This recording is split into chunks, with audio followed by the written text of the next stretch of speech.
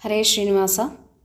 ಸ್ನೇಹಿತರೆ, ಮಾಘ ಪುರಾಣದ 18ನೇ ಅಧ್ಯಾಯವನ್ನು ಇವತ್ತು ನೋಡೋಣಂತೆ. ನಿನ್ನೆಯ ಒಂದು ವಿಡಿಯೋದಲ್ಲಿ ನೀವೆಲ್ಲ ಕೇಳಿದ್ರಿ ಬ್ರಾಹ್ಮಣ ದಂಪತಿಗಳ ಅಲ್ಪಾಯು ಮಗನ ಕಥೆಯನ್ನು. ಅದೇ ಇಲ್ಲಿ ಮುಂದುವರಿತಾ ಇದೆ. ಹೆಂಡತಿಗೆ ಗಂಡನ ಉಪದೇಶ. ಪುತ್ರಶೋಕಂ ನಿರಂತರಂ ಎನ್ನುತ್ತಾರೆ. ಪುತ್ರಶೋಕವನ್ನು ಎದುರಿಸುವುದು ಬಹುದೊಡ್ಡ ಚಿಂತೆಗೀಡು ಮಾಡುತ್ತದೆ. ನಾರದರು ಹೇಳಿ ಹೋದ ಬಳಿಕ ಬ್ರಾಹ್ಮಣ ದಂಪತಿಗಳು ಅಪಾರ ದುಃಖಕ್ಕೀಡಾದರು. ಯಾವ ತಾಯಿಯೂ ತಾನೇ ಮಗನನ್ನು ಕಳೆದುಕೊಳ್ಳಲು ಒಪ್ಪುತ್ತಾಳೆ? ಎಂದಿಗೂ ಇಲ್ಲ. ಆಕೆ ದುಃಖದಿಂದ ಅನ್ನಾಹಾರಗಳನ್ನು ತೊರೆದಳು. ಇಬ್ಬರೂ ತಮ್ಮ ಮಗನನ್ನೇ ನೋಡುತ್ತಾ ಕುಳಿತುಬಿಟ್ಟರು.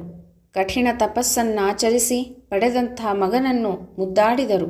ಮಗನು ನೋಡಲು ಚಂದ್ರನಂತಿದ್ದನು. ಆ ಮುದ್ದು ಮುಖವನ್ನು ಎಷ್ಟು ನೋಡಿದರೂ ದಂಪತಿಗಳಿಗೆ ಸಾಲದು. ವರುಷಗಳು ಉರುಳಿದವು. ಮಗನಿಗೆ 12 ವರ್ಷಗಳು ತುಂಬುವುದರಲ್ಲಿತ್ತು. ಆಗ ದಂಪತಿಗಳಿಗೆ ವೇದನೆ ಹೆಚ್ಚತೊಡಗಿತು. ಬ್ರಾಹ್ಮಣನ ಹೆಂಡತಿ, ಸ್ವಾಮಿ, ನಾನು ಮಗನನ್ನು ಕಳೆದುಕೊಂಡು ಬದುಕಿರಲಾರೆ. ಪುತ್ರಶೋಕ ಸಾಯುವವರೆಗೂ ನಮ್ಮನ್ನು ಕಾಡುತ್ತಿರುತ್ತದೆ. ಇಂತಹ ಮುದ್ದು ಮಗನನ್ನು ಕಳೆದುಕೊಳ್ಳುವುದೇ ನಮ್ಮ ಹಣೆಯ ಬರಹವಾದರೆ ನಾವು ಅಲ್ಲಿಯವರೆಗೂ ಇರುವುದೇ ಬೇಡ. ದಯವಿಟ್ಟು ನನಗೆ ಅನುಮತಿ ಕೊಡಿ. ನಾನು ಈಗಲೇ ಹೋಗಿ ಕೆರೆಗೋ ಬಾವಿಗೋ ಹಾರಿ ಪ್ರಾಣ ಕಳೆದುಕೊಳ್ಳುತ್ತೇನೆ ಎಂದಳು.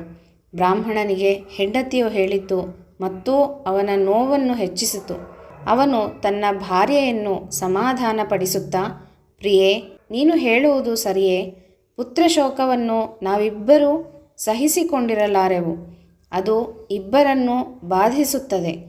ಆದರೂ ತಾಯಿಯಾದವಳು ಹೆತ್ತು ಹೊತ್ತು ಸಾಕಿ ಮಗನನ್ನು ದೊಡ್ಡವನನ್ನಾಗಿ ಮಾಡಿರುತ್ತಾಳೆ.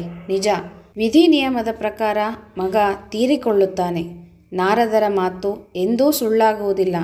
ಅದಕ್ಕಾಗಿ ನೀನು ಸಾಯುವೆನೆಂದರೆ ನಾನಾದರೂ ಈ ದುಃಖವನ್ನು ಸಹಿಸಿಕೊಂಡಿರಲು ಸಾಧ್ಯವೇ?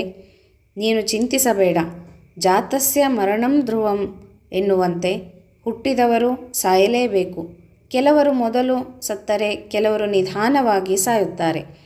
ಆ ವಿಷಯದಲ್ಲಿ ನನ್ನ ಮಗ ದುರದೃಷ್ಟಶಾಲಿ. ಜ್ಞಾನವಂತರು ಸಾವಿಗಾಗಿ ಅಂಜುವುದಿಲ್ಲ, ಸಾವನ್ನೆದುರಿಸುವರು. ಅವರು ಸತ್ತರೆ ಅದಕ್ಕಾಗಿ ದುಃಖ ಪಡುವುದಿಲ್ಲ. ಆತ್ಮ ಎಂದೂ ಅಮರ, ದೇಹಕ್ಕಷ್ಟೇ ಸಾವು. ದೇಹವನ್ನು ಇಷ್ಟೊಂದು ಪ್ರೀತಿಸುವ ಅಗತ್ಯವಿಲ್ಲ. ದೇಹವನ್ನು ಕಾಪಾಡಲು ಬಹಳ ಕಷ್ಟಪಡುತ್ತೇವೆ. ಆದರೆ ಒಂದು ದಿನ ಅದನ್ನು ನಾವು ಬಿಡಲೇಬೇಕು. ನೀನು ಪುತ್ರ ವ್ಯಾಮೋಹವನ್ನು ಬಿಟ್ಟು ಬಿಡು. ನಮ್ಮ ಮಗನೆಂದು ಬದುಕಬೇಕೆನ್ನುತ್ತೇವೆ. ಅದೇ ಬೇರೆ ಯಾರಾದರೂ ತೀರಿಕೊಂಡರೆ ಶೋಕಿಸುತ್ತೇವೋ ಇಲ್ಲವೋ? ವ್ಯಾಮೋಹ ಈ ಜೀವನ ಬಂಧನ. ಆದುದರಿಂದ ಅನಿತ್ಯವಾದ ಶರೀರಕ್ಕಾಗಿ ಕೊರಗಬೇಡ. ಆದರೆ ನಿನ್ನ ಕೊರಗು ನನ್ನ ಕೊರಗು ಎರಡೂ ಒಂದೇ. ನಮಗೆ ಈ ಮಗುವನ್ನು ಅನುಗ್ರಹಿಸಿದವನು ಶ್ರೀಮನ್ನಾರಾಯಣನು. ಅವನೇ ಈ ನಮ್ಮ ಮಗುವನ್ನು ಉಳಿಸಲು ದಾರಿ ತೋರುತ್ತಾನೆ.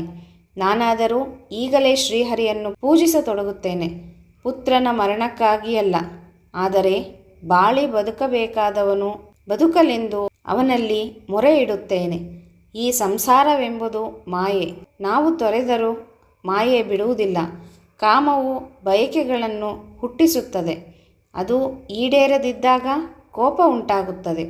ಅದಕ್ಕೆ ಕಾರಣ ಮೋಹ. ಅದು ನಮ್ಮ ಬುದ್ಧಿಯನ್ನೇ ಕೆಡಿಸಿಬಿಡುತ್ತದೆ. ಆದುದರಿಂದ ನಾವು ಪ್ರಾಪಂಚಿಕ ಸುಖಗಳಿಗೆ ಆಸೆ ಪಡದೆ ಇಂದ್ರಿಯಗಳನ್ನು ಜಯಿಸಿ ಶರೀರ ಶುದ್ಧಿ ಮಾಡಿಕೊಂಡು ಆಧ್ಯಾತ್ಮವನ್ನು ಅನುಸರಿಸಬೇಕು. ಶಾಂತಿಗಾಗಿ ಪ್ರಯತ್ನಿಸಬೇಕು ಎಂದು ಹೇಳಿದನು. ಬ್ರಾಹ್ಮಣನ ಹೆಂಡತಿ ಗಂಡನ ಮಾತುಗಳನ್ನು ಕೇಳಿ ಮನಸ್ಸನ್ನು ಹತೋಟಿಗೆ ತಂದುಕೊಂಡಳು. ಬಳಿಕ ಮಾತನಾಡಿ, ಸ್ವಾಮಿ, ನಾವು ಆ ಪರಮಾತ್ಮನಾದಂತಹ ಶ್ರೀಹರಿಯನ್ನು ಈಗಿಂದೀಗಲೇ ಪೂಜಿಸೋಣ. ಕಳೆದುಕೊಳ್ಳಲಿರುವ ಮಗನಿಗಾಗಿ ಪ್ರಾರ್ಥಿಸೋಣ ಎಂದು ಹೇಳಿದಳು. ಇತಿ ಶ್ರೀ ಮಾಘಪುರಾಣ 18ನೇ ಅಧ್ಯಾಯ ಸಂಪೂರ್ಣವಾಗಿದೆ. ಶ್ರೀಕೃಷ್ಣ ಅರ್ಪಣಮಸ್ತು.